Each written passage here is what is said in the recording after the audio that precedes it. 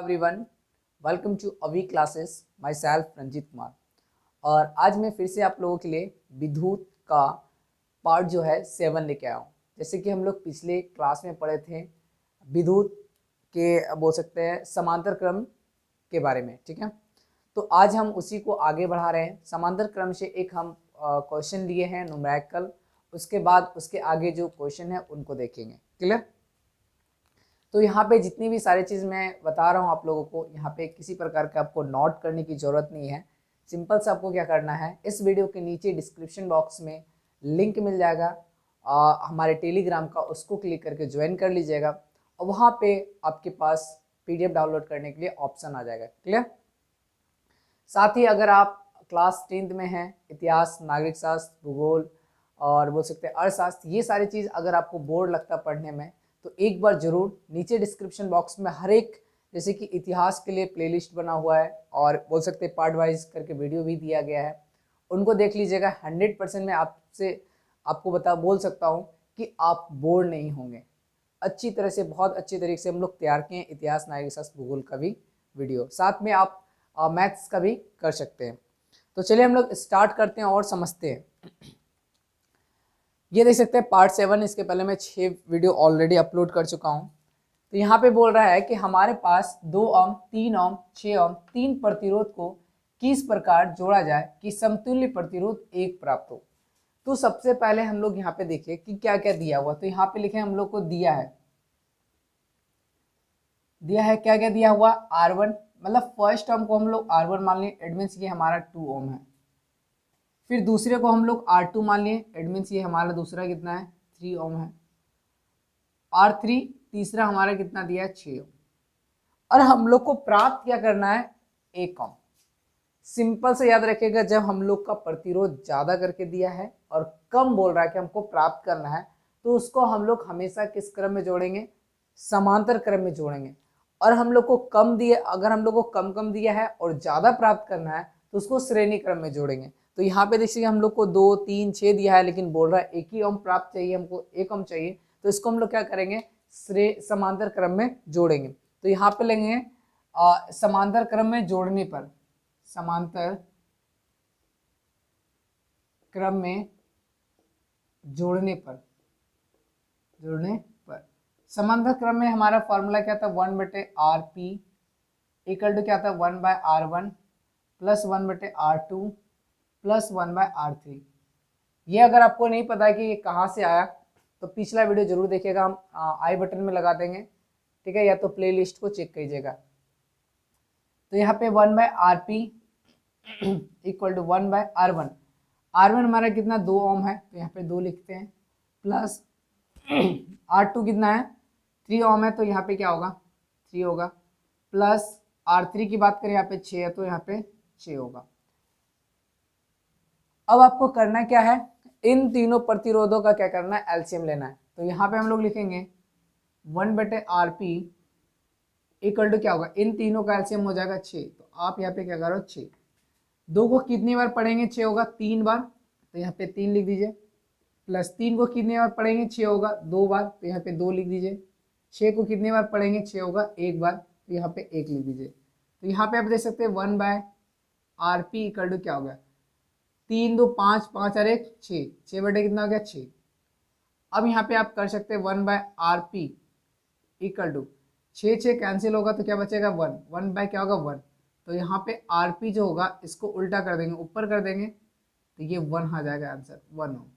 देख सकते हैं किस प्रकार से इसको हम लोग बनाएं। जब भी आपको छोटा करना होगा आपको समांतर क्रम में जोड़ना होगा। ये था मेरा पहला क्वेश्चन और हम लोग ये पहला क्वेश्चन उम्मीद करते हैं कि आप समझ में आपको आ गया होगा।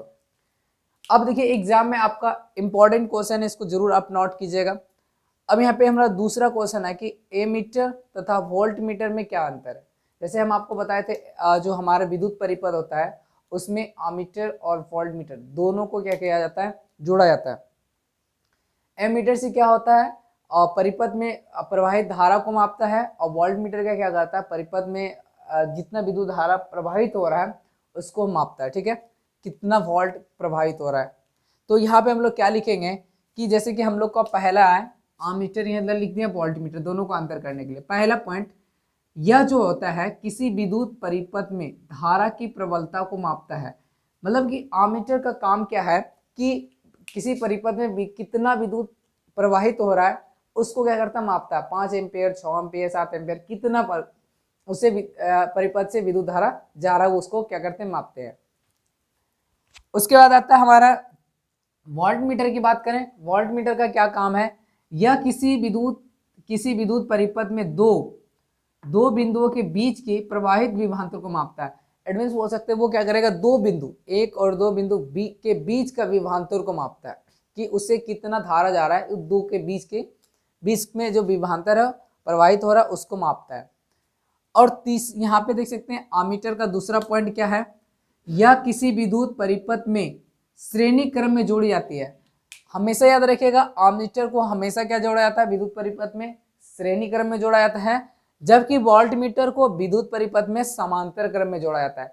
श्रेणी क्रम और समांतर क्रम हम आपको बता दें। श्रेणी क्रम मतलब क्या, ऐसे एक प्रतिरोध है, फिर इसी तरह क्या होगा, दूसरा प्रतिरोध जोड़ दिया जाएगा, इसी तरह करके क्या होगा, तीसरा प्रतिरोध जोड़ जाएगा, इसको कहते हैं श्रेणी क्रम। और समांतर क्रम में क्या होगा, जैसे हमारे पास 3 प्रतिरोध है, एक प्रतिरोध ये हो गया, फिर दूसरा प्रतिरोध ये हो गया, फिर मान लीजिए कि एक और प्रतिरोध लेते हैं, 3 प्रतिरोध। बस आपको क्या करना है, तीनों प्रतिरोध का पहला सिरा एक पॉइंट पे जोड़ देते हैं और फिर दूसरा सिरा दूसरे पॉइंट से जोड़ देते हैं, और इस तरह का जो संयोजित किया जाता है परिपथ को, इसको हम लोग बोलते हैं समांतर क्रम में। ठीक है, तो इट मीन समझ में आ गया, जब भी वोल्ट मीटर को जोड़ा जाएगा समांतर क्रम में जोड़ा जाएगा और आमीटर को श्रेणी क्रम में जोड़ा जाएगा। दूसरा पॉइंट आप लोग को उम्मीद है कि क्लियर हो गया होगा। तीसरा पॉइंट आता है हमारा कि यहाँ पे आमीटर क्या करता है, ये तो एमीटर बोले या तो आमीटर, दोनों बात एक ही है। एमीटर का क्या काम है, यह क्या करता है, इसका जो स्केल होता है एम्पियर में अंकित होता है। इट मीन्स इसको जब भी मापेंगे किस चीज में मापेंगे, एमीटर को एम्पियर में मापते हैं। ठीक है, इसका बोल सकते हैं स्केल, इसका जो होता है एम्पियर में अंकित किया जाता है, जबकि वोल्ट मीटर का जो स्केल होता है इसको वोल्ट से अंकित किया जाता है। तो बस ये कॉमन 3 अंतर है, और आपसे जब भी क्वेश्चन में ये पूछा जाएगा अंतर वाला 3 ही मार्क्स के पूछे जाते हैं। तो 3 मार्क्स के पूछे जाएंगे तो आपको क्या करना, 3 पॉइंट लिखना, जो कि हम आप लोग को यहाँ पे दिखा चुके हैं। क्लियर। अब आते हैं हम लोग यहाँ पे अगला प्रश्न कह रहा है कि हमारे पास यहाँ पे देख सकते हैं, ताप दीप लैंपों में तंतु के रूप में एकमात्र टंगस्टन का ही उपयोग क्यों किया जाता है। मतलब कि ताप लैंप जो हम लोग लैंप क्या होता है, जैसे कि हम लोग बल्ब वगैरह जो जलाते हैं उसमें देखिएगा ना, जो जलता है जो उसको कहते हैं फिलामेंट, वो जो तंतु होता है, वो जो तंतु किसका बना हुआ रहता है, सिर्फ टंगस्टन का बनाया जाता है। क्यों, टंगस्टन का बनाने का क्या कारण है, तो उसका यही कारण है, इसका निम्नलिखित कारण भी लिख सकते हैं, क्योंकि इसका प्रतिरोधकता उच्च होता है। मतलब कि वो बोल सकते हैं बहुत अधिक धारा को क्या कर सकते हैं, रोक के रख सकता है, जिसकी वजह से वो क्या करता है, ग्लो करता है। दूसरा रीजन, अधिक प्रकाश होती है। अगर उसके प्रतिरोधकता क्षमता ज़्यादा है, ज़्यादा वो बोल सकते हैं धारा को रोक के रखेगा, तो वो ज़्यादा क्या होगा, प्रकाशित होगा। तीसरा है, इसका गलनांक अधिक होता है, मतलब कि बहुत ज़्यादा गर्म होगा तभी वो टूटेगा, अदरवाइज नॉर्मल ताप पे वो कभी भी नहीं टूटेगा। देखते हैं बल्ब कभी फ्यूज कब होता है, जब हाई वोल्टेज आता है, मतलब कि एक क्षमता से अधिक उसमें अगर विद्युत धारा प्रवाहित हो जाती है, तो वो क्या होता है, बहुत ज़्यादा गर्म हो जाता है, तब तो हो जाता है, तब वो टूटता है। तो एडवांस बोल सकते हैं जब ज़्यादा उच्च, मतलब बोल सकते हैं ज़्यादा गर्म होगा तभी टूटेगा। इसमें इसका जो गलनांक होता है ना, अधिक होता है, मतलब बोल सकते हैं बहुत ज़्यादा गर्म होने के बाद टूट सकता है, अदरवाइज नहीं टूटेगा। इसी वजह से क्या करता है, जब भी हम लोग विद्युत ताप दीप्त लैंपों में जो तंतु का प्रयोग किया जाता है वो टंगस्टन का किया जाता है। क्लियर। अगला प्रश्न आता है कि श्रेणी क्रम संयोजित करने के स्थान पे विद्युत युक्ति को समांतर क्रम में जोड़ने से क्या लाभ है। जैसे कि हम लोग जितने भी युक्ति होता है या तो प्रतिरोध होता है, उसको हम लोग श्रेणी क्रम में ना जोड़ के समांतर क्रम में क्यों जोड़ते हैं। ये हमेशा देख सकते हैं हम लोग का घरों में जो जितने भी उपकरण लगा हुआ है, जैसे कि बॉल, पंखा, रेफ्रिजरेटर, ये सब सारी चीजें हैं, हमारा श्रेणी क्रम में नहीं जोड़ के उसको क्या जोड़ा गया है, समांतर क्रम में। समांतर क्रम में जैसे कि अगर आप मान लीजिए एक स्विच को, मतलब कि फैन के स्विच को आप किए तो फैन बंद होगा, ठीक है। अगर हम बल्ब का स्विच को ऑफ किए तो स्विच बल्ब ऑफ होगा, ठीक है। ऐसा नहीं है कि अगर हम फैन को ऑफ किए तो सारा ऑफ हो जाएगा। वो कब होगा, जब हम सभी उपकरणों को क्या करेंगे, श्रेणी क्रम में जोड़ेंगे तब। अगर हम लोग फैन को ऑफ करेंगे तो मतलब कि अगर उसी से रिलेटेड सब श्रेणी क्रम में जुड़ा होगा तो सारा क्या होगा, ऑफ हो जाएगा। पहला ये रीजन है। दूसरी बात, अगर मान लीजिए कि बीच में अगर श्रेणी क्रम में जोड़ दिए, सिंपल से यहाँ पे देखिए कि मान लीजिए कि यहाँ पे है एक वायर है, यहाँ पे हम लोग बल्ब जोड़ दिए, ठीक है। दूसरा यहाँ पे बोल सकते हैं कि एक पंखा लगा दिए, ठीक, एक पंखा लगा दिए, फिर आगे जाके हम फिर एक बल्ब लगा दिए, फिर आगे जाके कुछ जोड़ दिए। अब यहाँ से हम इसको करंट देंगे तो इन सभी में जाएगा। अगर यहाँ पे हम स्विच ऑन करेंगे तो सब में क्या होगा, धारा प्रवाहित होगा, सब जलने लगेगा। अब इसमें से कोई एक भी खराब हो जाएगा ना तो कोई नहीं चलेगा श्रेणी क्रम में। जबकि समांतर क्रम में ऐसा नहीं है। समांतर क्रम में अलग, सबके लिए अलग अलग। मान लीजिए कि हमको बल्ब लगाना है तो यहाँ से 2 को तार गया बल्ब के लिए, फिर पंखा चलाना 2 तार यहाँ से गया पंखा के लिए, फिर अगला बल्ब जलाना यहाँ से 2 अलग गया तार बल्ब के लिए। अगर मेरा बल्ब फ्यूज होगा तो सर बल्ब नहीं बने, बल्ब सिर्फ बंद होगा, ये सब तो नहीं होगा, क्योंकि इसके लिए हम लोग अलग से 2 तार दिए गए, प्लस और माइनस, क्लियर। तो यहाँ पे देखिए, अब हम लोग यहाँ पे क्या लाभ होता है इसको समझाते हैं। समांतर क्रम में अगर संयोजित करने से यदि विद्युत उपकरण में से कोई एक उपकरण फ्यूज हो जाता है तो अन्य उपकरण का कार्य करना बंद नहीं होता है। जैसे हम आपको बताएं, श्रेणी क्रम में अगर कोई एक फ्यूज हो जाएगा तो सारा बंद हो जाएगा, लेकिन समांतर क्रम में ऐसा नहीं है। अगर एक फ्यूज हुआ तो दूसरा जलेगा, ठीक है। तो पहला ये फायदा हुआ। दूसरा हमारा क्या हो गया, प्रत्येक उपकरण की अपनी आवश्यकता के अनुसार धारा ग्रहण करता है, जिसके फलस्वरूप वे अच्छे से कार्य कर पाते हैं। अब देखिए दूसरी बात क्या है, सभी को क्या एक जगह से एनर्जी मिल रहा है और समान एनर्जी मिल रहा है, ठीक है, समान धारा मिल रहा है, तो सब कोई अच्छी तरह से परफॉर्म करेगा।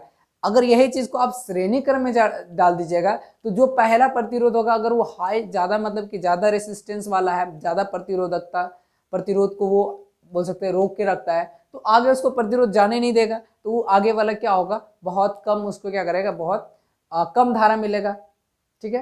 तो वो सारी चीज क्या होगा, श्रेणी क्रम में समस्या होगा। इसलिए हम लोग को क्या कहा जाता है, जब भी अगर हम लोग कोई भी चीज को जोड़ते हैं उसको समांतर क्रम में जोड़ा जाए, अगर आपको ज्यादा धारा को प्राप्त करना है तो उम्मीद करते हैं कि ये जो जितने भी हम क्वेश्चन आप लोगों के बीच अभी डिस्कस किए, ये सारी चीज आपको समझ में आ गया होगा। अगर समझ में आ गया तो वीडियो को एक बार लाइक कर दीजिए, और इस चैनल पे अगर न्यू आए हैं तो चैनल को सब्सक्राइब भी कर लें। साथ ही मैं बता दूं कि आपकी क्लास 10 से रिलेटेड बहुत सारे स्टडी मटेरियल हमारे चैनल पे अपलोडेड है, आप जाके प्लेलिस्ट को चेक करें। बहुत सारे हम पहले ही अपलोड कर चुके हैं, उसको देखें, क्लियर। और अगर आपको प्लेलिस्ट को नहीं देखने आता तो सिंपल से इस वीडियो के नीचे डिस्क्रिप्शन बॉक्स में सभी हम लिंक लगा दिए, उसको क्लिक करके आप देख सकते हैं जो क्लास 10 से रिलेटेड आपका इंपॉर्टेंट सब है, क्लियर। तो आज इतना ही, मिलते हैं हम आप लोगों के बीच अगले पार्ट्स में, तब तक के लिए